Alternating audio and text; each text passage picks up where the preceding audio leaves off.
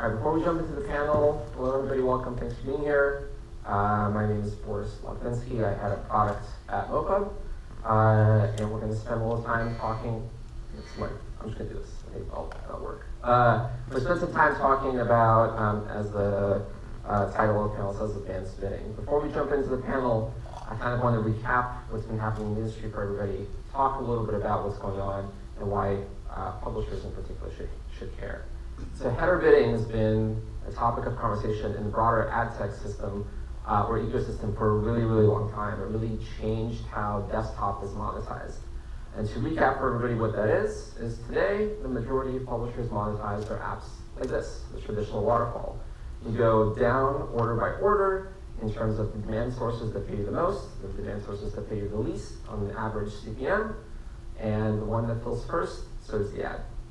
Which is all well and good, but it's not super efficient, because for any particular user, you don't get a true price. So for example, user A might be valued at $100 by somebody, or might be valued by 10 cents by somebody, and that average doesn't really truly represent what that is. And so this is where the innovation of header bidding in desktop came around, which was to flatten the waterfall. And the idea of a flattened waterfall is that for every single impression, you have competition across all of your demand sources, and you have true valuation of that user for that impression.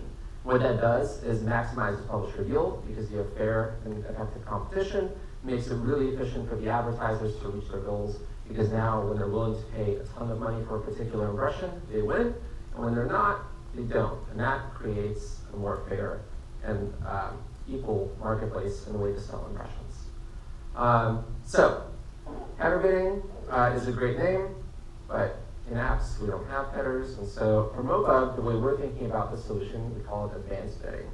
And so for an app developer to use this and to really use this in a way that we believe needs to be scalable in the in-app ecosystem, there have to be three things true about a solution.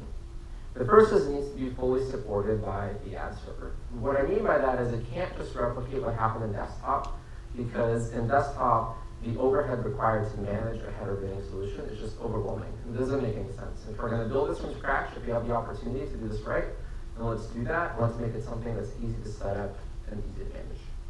The second thing is that it has to support networks and allow networks to bid. And the reason why this is important is because for those of you who are app developers in the room, you know that networks make up a very large portion of your revenue. And so if they're not participating in this, it's not going to work. It's not going to matter. And then lastly, because we do operate in the mobile environment, because we operate in apps, we have a rich canvas that's not available on other platforms. So we have the access to the native APIs on iOS and Android. We can do all kinds of really, really cool things like accelerometers and all these different experiences. And so we need to continue to allow the creative voice of the advertiser to come through. So because of that, we need to make sure that SDKs are supported. So it's not just a truly server-side solution, not something that's just plug and play. We need to be able to allow demand sources to take advantage of that rich canvas. So, to quickly put this in more context, this today is the world that most app developers operate in. It's a chronological waterfall with a bunch of average prices, but you might have an exchange that's plugged in that's bidding in real time. So, that's kind of what we have here. You keep going down this waterfall until you get to a point where an ad serves. So if you don't have an ad, that's if the network one isn't willing to serve an ad at the $9 or $10 slot, we'll go down and serve it at the next slot over, which might be the $5 slot. And we'll keep doing this. So this is not great. Like I said, it uses average prices, it causes latency, a bunch of operational overhead. And so what we envision is a different world, a world where you have one unified auction with real-time competition. And what this does is it allows everybody, again, to provide a real-time value for a particular user at a particular time. And in order to make that work, we're going to need everybody to band together and make this happen. Platforms like MoPub that are working and putting a solution out there that supports this from the ground up. Networks, which have been the traditional way of monetizing ads, especially in gaming, the exchanges and DSPs, and obviously the publishers. So I'm really excited because today in this panel, we have a combination of all those folks. So I'd like to introduce the folks on this panel. We have Colin, who is the VP of Business Development at Vungle. We have Mark, who's the CEO of Liftoff, which is a mobile app-focused DSP, and Sansan, who's Senior Director of Monetization and Revenue at Zynga. So let's give them all a hand, we'll have a little chat.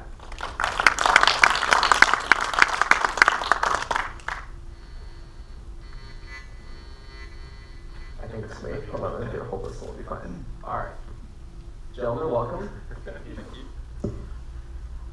So it's really good to have you here. Really appreciate you spending time with us. Why don't we go around sort of the half circle, whatever we have going on here. I'd love for you guys to introduce yourselves and tell us a little bit about yourselves and your business. And then you can start with you. Sure. Hello. I'm Sen. So I am in charge of the programmatic ads business for Zynga. And my responsibilities are mainly in 3 different pillars. One is data analytics and kind of data collection. We have I would say a sizable team that's kind of dedicated to yield management, kind of pricing floors, and just kind of managing the traditional waterfall and making sure we maximize revenue. And the second pillar is kind of what I would call the traditional trafficking and also relationship management. So we have some traditional traffickers trafficking like direct sales, because we have both programmatic and direct sale business, and that's mostly India. And then also our SF San Francisco office people, they usually are the relationship managers between our game teams and also between the networks. And the third pillar is more of a kind of traditional forecasting on what our revenue would trend. So that's kind of and the Zynga's, I would say Zynga's mobile ads business are relatively large, in maybe a few $100 million range. We're a public company, so it's a public information. Hi, I'm Mark Ellis, CEO and co-founder of Liftoff. We're a mobile app performance marketing and user engagement platform. We're in our 6th year. We started by focusing on user acquisition, so bringing first-time users to a mobile app product or service. A few years ago, we then got into re-engagement, and then last year, we also brought to market a in-app product feed retargeting product. And powering all 3 of those is our dynamic ad creative technology as well. So excited to be here today talking about the next phase in supply access. All right, thanks very much. Colin, VP of Business Development at Vungle, which really just means that I'm a rare breed of geeks when it comes to mobile ad monetization. Didn't think I'd be saying that 6 years ago. But it's a real pleasure to be here. I think this is a very interesting topic, seriously, for all of us. Vungle is really focused on working directly with publishers as much as possible to offer maximum value through our SDK. And I think this is a topic of discussion that we found interesting for a long time. So, I'm happy to be here and really see what the fellow thoughts are on the panel about how this is going to change the business for you guys. Cool. Thank you, guys. So why don't we kick it off? I think there's kind of 2 ways to look at this. I think we're going to kick it off at the people who are sort of most impacted by this, which are the publishers. So Sen, let's kick it off with you, and love to hear from you. How are you thinking about making the switch to bidding, and sort of like how is Zynga thinking about just the trend overall? Sure. So we're pretty kind of in the loop in terms of like finding new technology, and we're very willing to try out the new different technologies. We're running roughly about 35 different games, so there are a lot of opportunities in the smaller games to try out things like pre-bid or header bidding in some ways. And we started off on a few kind of solutions on some smaller games we started testing already. I think in my mind, again, being kind of a public company and kind of set a context, like we have a big team of data-driven kind of analysts looking at yield all day long, like kind of waterfall. We think we reach a certain amount of efficiency within the traditional waterfall. So for us looking into different pre-bid or header bidding solutions really is, we like to see really incremental revenue from real solutions before we can confidently put them into our main kind of inventory. There's some of the bigger apps such as Word Your Friends. I think we're being pretty cautious in terms of integrating into the larger kind of inventory once we prove that their meaningful kind of revenue, incremental revenue can be achieved with those previous solutions.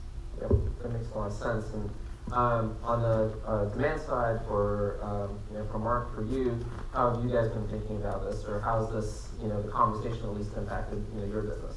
Well, we're quite excited about advanced bidding. One, it gives us greater access to supply. As one of your slides showed, it kind of democratizes or gives equal access to all available supply within a publisher's environment, and it's for us to decide how we want to bid to take advantage of all available impressions. We also believe that it'll bring pricing efficiency to the equation. Now, there's some that think it might bid up impressions, but we take the longer view that things will settle down and there will be price efficiency. So both for greater access and price efficiency, we're big fans of this trend. Yeah, that makes sense. I'd love to hear Colin's take on this, because it is a departure from the traditional sort of network model. But lots of networks are getting into this. You guys are into this. We're working together with you guys and talking about how to make this work with our solution. What's driving that for you guys? Like, what's driving the shift? Well, I think we have to kind of see exactly how that shift ends up going. But I think for us, the big thing is visibility. There's actually, what's interesting is on average, less than 5 ad network SDKs integrated in a typical publisher application. There's obviously a lot of exceptions to that. But at the end of the day, that's not really a big number. There's not a lot of SDKs really competing for those impressions. But at the same time, there's still a visibility issue as an SDK ad network. So we feel like we're bringing value to the publisher. In fact, we know we're bringing value to the publisher because we're typically making up a good portion of revenue. But we don't really know a lot of things that are happening inside of that publisher. For example, we don't know really who is winning the first impression, which is the most valuable, for example. We don't know if we're getting a fair chance to win it, given the setup within that publisher waterfall. There's a lot of things that are just unknown to us and can take a tremendous amount of time to figure out on the business side. So I think a lot of the motivation for us experimenting this area and really collaborating with Boris and his team is to figure out, can we reduce that overhead and thereby make everybody more efficient, essentially? Yeah, I think that's a really good point, and really I think the promise of this. The efficiency, the transparency, certainly the equal competition, back to what Mark was saying, I think appeals to everybody, which is really great to see, because then you really sort of stand on, hey, we value this user for this amount of money, or this much revenue, or this CPM, or whatever it is. You mentioned transparency as well, and so not seeing the publisher waterfall, not understanding kind of like, are you number 1 and number 6, or where in the call chain you are. Maybe to the panel, what do you think we have to get right as an industry around transparency in order for this to really work, to really take off? Well, in these early days, I think we have to be careful that there aren't a lot of non-logical ways of implementing advanced bidding. So clarity as to the different pricing tiers, so there isn't this weird behavior. We want to pay more, but we're slotted into a lower tier. Weird arrangements that might be cut behind the scenes that are not transparent to buyers like us, that somehow block us from an impression we'd otherwise be able to win based on our price. And yeah, I'd say some standards on the publisher side so that they also embrace hopefully one or a few ways of bringing advanced bidding into in-app, so that for a buyer like us, we don't have to say, oh, for this set of publishers, we have to do it this way, those publishers, we have to interact that way. So those would be some of the tenets under transparency for us. Yeah. Stan? What are your thoughts on the whole, I think this is a good thing to talk about, right? Zynga, you said you have a whole team that manages yield, that maximizes all of this. We're talking about kind of ideally going to a place where there's less of that happening, sort of like less work ideally, but same or higher revenues because of that. Kind of like, what's your reaction? How do you think about that? Yeah, so when I was talking about looking into pre-bid header bidding solutions, number one criteria is to see whether there will be incremental revenue, right? One of the channel where the incremental revenue can come from really is giving the networks or the bidders more transparency into, or just more exposure to all the requests. So one of the challenge that our data team run into in terms of trying to optimize what we call our kind of demand curve, right? Demand curve is really trying to optimize our stack. There's really 3 elements. One is CPM, one is volume, which is fill rate, and another one is latency.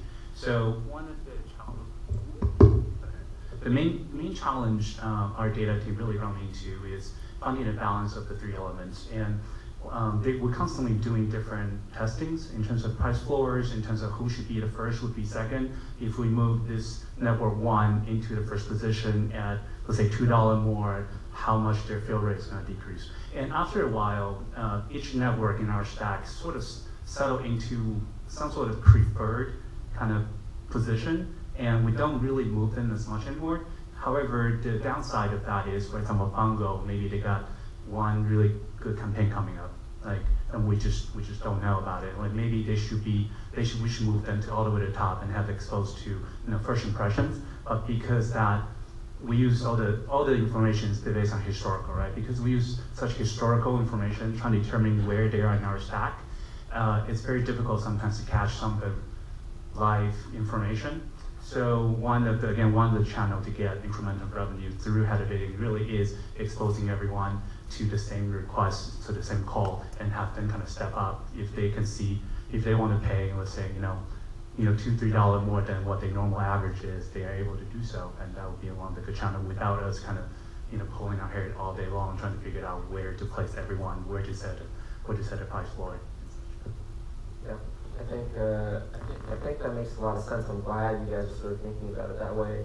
And I think that resonates well with everyone here, in that campaigns ebb and flow, ability to value user changes, and so I think in order to be able to respond more quickly with that and for that with prices would be great. I imagine, Mark, on your side as a DSP, it's kind of like what you said, bidding against an average price isn't ideal for you, right? You want to be bidding against that sort of dynamic price so you can value more effectively. It's kind of like how you expect, given that you're a DSP, the sort of overall transaction to work. Yeah, I mean, we want to put more dollars in the pockets of the publishers. So if we're able to bid a higher price, we should, the publisher should get that as opposed to an averaged out number. Yeah. Well, just a quick comment to that, mainly because we've had too much agreement so far, so I don't. Yes. But with all due respect, Mark, I would say from a DSP perspective, it's really your job to minimize how much you put in the publisher's pocket. I mean, that payment gets pushed up with competition, depending on what margins you're willing to give. But it's your job ultimately to try to make the most out of that difference between what the advertiser's paying you and what you have to pay in a CPM to make a profit. Is that correct?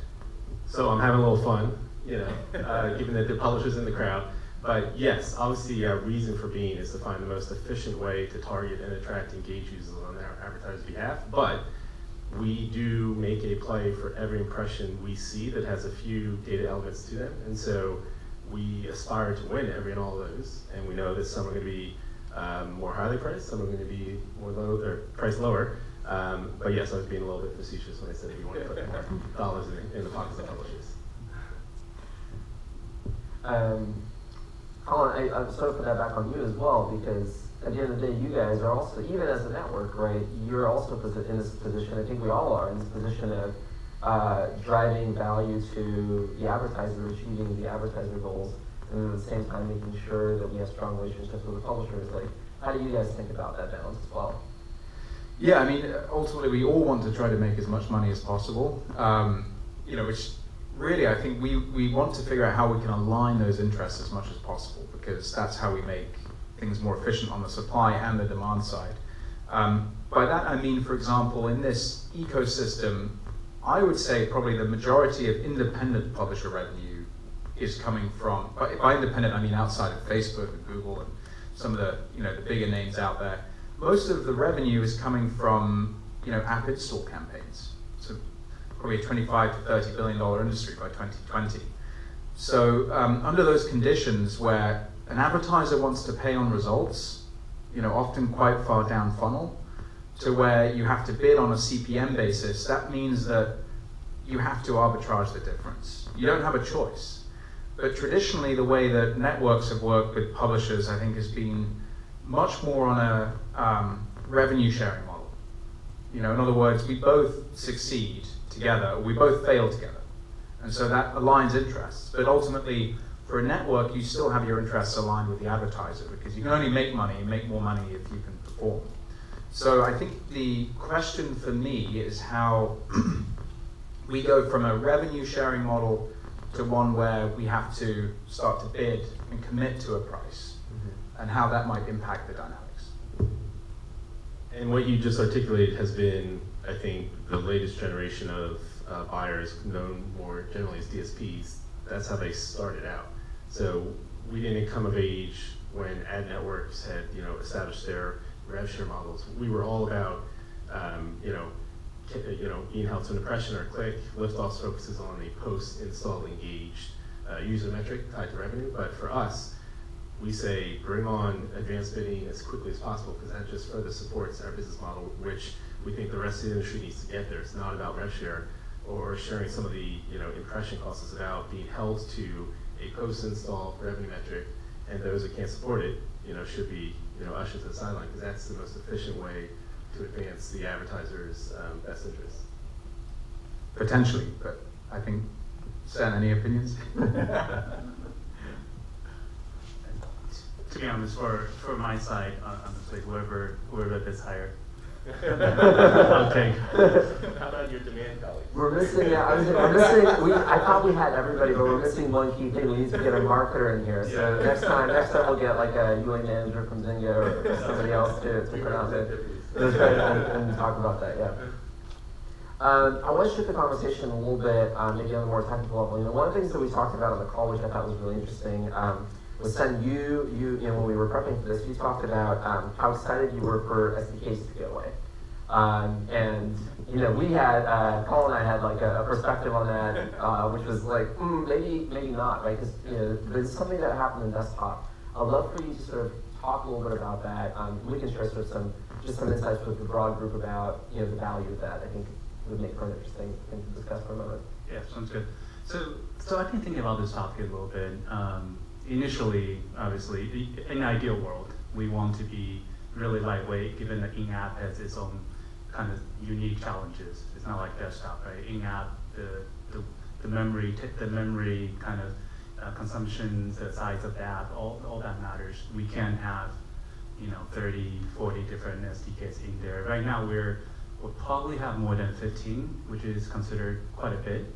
At an amount of obviously engineering cost and the amount of the time spent to manage those SDKs it's just too much to handle at some point, right? But I've been thinking about it. It's kind of right now looking at all the solutions. There's really no way to do this completely SDK free. There's a reason why SDK exists, right? It allows some kind of forming innovation. There's allow some data. That's a lot more efficient than just doing server side. So for us, for a header bidding solution, I don't think that's kind of a number one requirement for us. And I do see that as kind of a phased approach. Like for now, revenue if a solution can prove out that it provides incremental revenue to our existing business, and then that's something that we definitely would try. And then afterwards, really, hopefully we can move into more of a SDK-like solution. And then there are also I mentioned there are several channels that we see pre-bid can bring incremental revenue. Another model can be through the pre-bid platforms. There can be some of more local, international type of players come into the pre-bid solution platform. And those solutions don't need to be SDK integrated, because we're never going to, let's say, integrate SDK from a China-focused kind of networks, for example, because we just don't have that many Chinese players. However, I do see a world where those things can be kind of server-side integrated. So in some ways, we have all these SDKs for our kind of core networks, and then we also have service connection for a lot of more localized kind of service providers. That's probably or demand providers. That's probably what I envision to be kind of ideal scenario in the very short term. Yeah, that's quite the evolution from the call. So that's definitely good to hear. I know that it's probably a little less relevant to you, Mark, because you rely on the platforms that you guys bid through to support that SDK. But I know, Colin, I'd love to hear from you on how you guys think about that, and with regard to SDKs in general. Yeah, I mean, it's clear that I don't think SDKs are going to go away on the ad side, but certainly, as I mentioned earlier, there's a limit to how many SDKs there's room for. And I think there is that trade-off between load, engineering work, and then the amount of money you make from each SDK. So probably that number of 4 to 5 SDKs is going to remain fairly consistent over time. In my mind, I think that there's definitely a place for campaigns that are run without the need for a dedicated SDK, where reach is more important perhaps than individual publisher connection and control, like retargeting campaigns, for example, which I think you want maximum reach, and it's about targeting. In our world, a lot of this is about discovery, so it's about delivering the most engaging ad units, in the best possible experience, rather than maybe focusing on the targeting to really deliver performance. So in that case, we will struggle to do that without having an SDK in place. And I think to Sen's point, there's what people want, and then there's what people really want, which is to maximize revenue. And so provided that SDKs continue to deliver additional performance, I can see a world where they're going to continue to exist. Yep.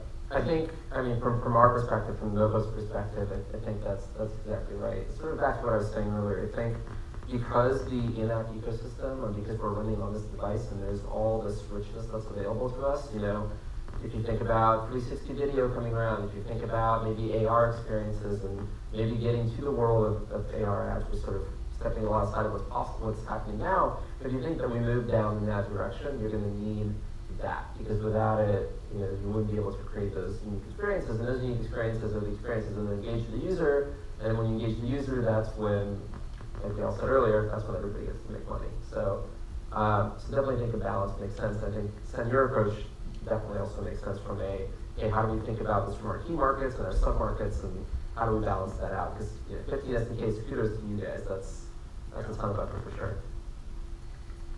Cool, we have a few more minutes. I wanted to talk a little bit about, if we take a step back and just ecosystem-wide, what do you guys think the ecosystem needs to get right in order for this trend to really, for really to take off, for it to be not something that people are talking about as, hey, it's coming, or it's imminent, or maybe it's here, but like, it is the way that we are sort of transacting. Sure. So I guess on the publisher side, because we keep thinking about like maximum revenue, right? That's kind of a big keyword from my side, and really think about whatever platform can provide the maximum revenue. It's really the adoption, right? The adoption from the demand player, or the adoption from maybe publisher, because it's kind of a chicken and egg. One comes to people, another, and the other side just come along. So for us, really finding a solution that has a good amount of demand partner that's already integrated, and at the same time allow us to easily test. I kind of mentioned that it's very difficult for us to just kind of make the switch or make the call, hey, this header bidding solution that works well for other publishers, and why don't we kind of switch our business overnight completely? And that's just so much risk.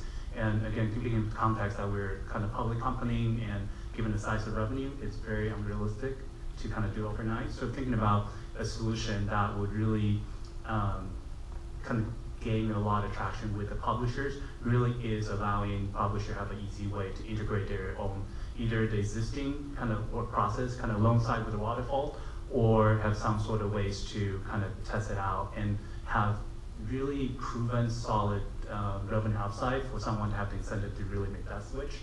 So that's kind of a basic requirement. Yeah, so validation to make sure that you guys are making the right call by doing this. Makes sense? I think for us and others in our category, for the longest while, we've been buying through a second price philosophy, and this now ushers in more of a first price dynamic. And so we may get to a question about how quickly this is going to move into the market, but for us, it's a little awkward to maintain both buying philosophies, especially for the same publisher. So we're interested in the trend taking hold more quickly than not, so that we can kind of cut over to a different way of thinking about how we buy. Yeah. Colin? Well, I think what I'm really looking out for is, there's this utopian idea of the world, which is one single auction across all demand partners, where everyone gets an equal shot. And I think that's a little bit challenging, to Sen's point. How is that really going to turn out? Are you going to make more money that way? Is there enough adoption? You know, these are a lot of questions that come up. I think also publishers naturally, tell me if I'm wrong, Sen, but you know, you want to be in control. You don't want to entirely give up control to one single platform. You need to know, you need to have certain baselines that you know you can maintain. And that means, I think, having flexibility to, you know, optimize within that system, you know, and essentially maybe you will put in a floor price for your first impression and your second impression and your third impression. The rest maybe will go on an open auction. You might try to pre-sell certain impressions, and you want to have that flexibility still to certain partners for experience purposes or other reasons. So I think what I'm really waiting to see is how is this system really going to evolve? Because this utopian world, I think what we've learned is rarely will that really be possible and enable the publisher to control what they want to control. And so I guess we don't want to end up back where we have been in the past. So it's just a question of how can we make this a better solution than what we have today and still give control to the publisher. Yeah, I mean, there's certainly no other industry that likes to make things complicated like ad tech. So I think that's right. If you go back to the initial founding promise of MoPub, it was real-time per impression competition. We thought that we would get there 5 or 6 years ago. It'd be one unified auction would be done, and here we are today, just talking about okay, like maybe we'll get to that unified auction. So I agree with you that, at least from our perspective, from the platform perspective, from what we're seeing on both the demand side, the network side, the publisher side, I think it's very much what you're saying. We're going to be in this sort of middle ground for a little bit of time as people get comfortable with this, as publishers think about what is that trade-off between control that they have manually versus just like letting things sort of run, and can we really get to that one final sort of like unified clearing auction? How do we get there quickly? Because again, lots of things at stake for publishers' revenue, for you guys, your business models, thinking about first price, second price bidding. You spared everybody, we didn't even talk about that. But I think I need like a whiteboard and some charts in order to get through that. So I think that's right. Like I'd love, from MoPub's side, we would love for it to happen as quickly as it possibly can, because I think it simplifies lots of things for all folks involved. But I think your point is right that there's still a lot of questions to be figured out, lots of ways for publishers to figure out, you know, how much control to give up and how to think about this and how to make sure that the revenue happens in the right way for them. And for the networks, obviously, to think about, you know, how to move into this model and for the SPs around the pricing mechanics. So that actually leads us to the final question, which is timeline predictions in months and or years. How long until we reach this nirvana? Let's just say as an ecosystem, rather than for your particular business. Okay. What's the end state? Let's say the end state is something that is closer to a unified auction amongst your top demand sources than the traditional waterfall that we have today. Oh, wow. I'm guessing close to maybe 1.5 to 2 years. Because during the last 6 months, I think there are probably a lot, we continue seeing all the networks or different partners coming up with sort of header bidding solutions, and everyone has different names for it. And I think for the next 6 months really is kind of some consolidation to trying to figure it out which ones actually works, which one doesn't, and then for adoption to start picking up. Next year, I do see there's a few things that have to happen. One is someone come up with or through partnership or through just superior tech, will be kind of more of a major player. If that doesn't happen, I can see people with more kind of deep pockets start doing like guarantees publishers to force migration and force adoption. For example, if someone comes to me and be like, hey, Sen, right now you guys are making, let's say, you know, like 100 million baseline, for example. What if move over to my tech, I guarantee you 120.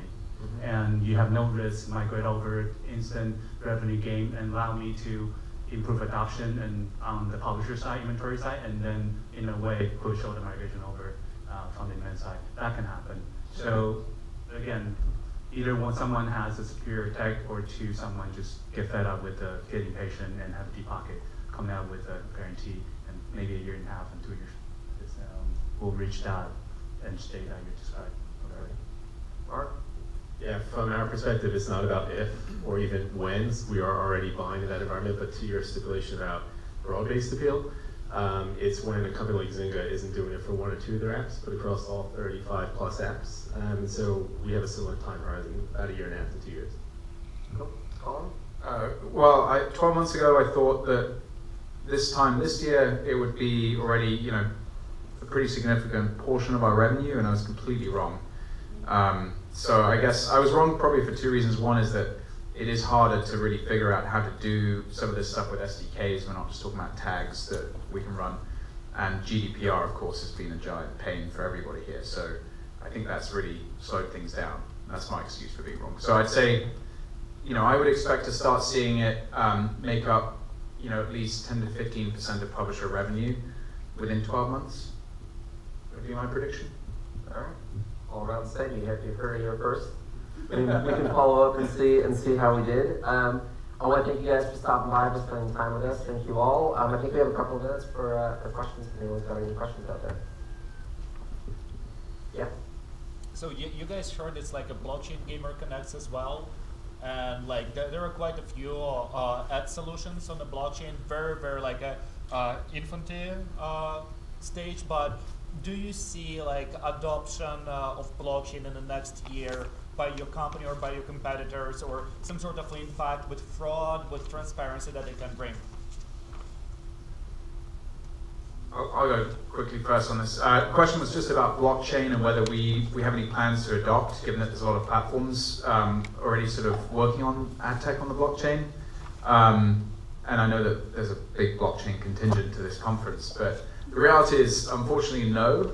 I think within ad tech, we have to see some decent traction around something before we can sort of jump on it, because we have to operate at scale for it to make sense. So it's not that we don't necessarily want to see it, or we're not thinking about the consequences for our business, but it's more just a reality, I think, of where the market's at.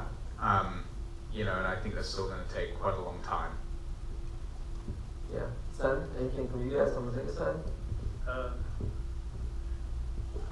Not really, to be honest. I think to Colin's point, I think the industry is still really fragmented. I think it was something that to like a new technology, really like adoption is a pretty important part for publisher. Always want kind of security, right? We want the things to be proven, we want the things to, like I always talk about, like I want to make sure I make more revenue from the new tech. So thinking about something that's so new, like I imagine to adoption, it will take a while to get to scale. So from the publisher standpoint, we're not really actively looking into anything until something that's kind of more mature that we know that for sure it's going to bring additional value to this. Other questions? All right. Thanks everybody. Thank you guys. Thank you.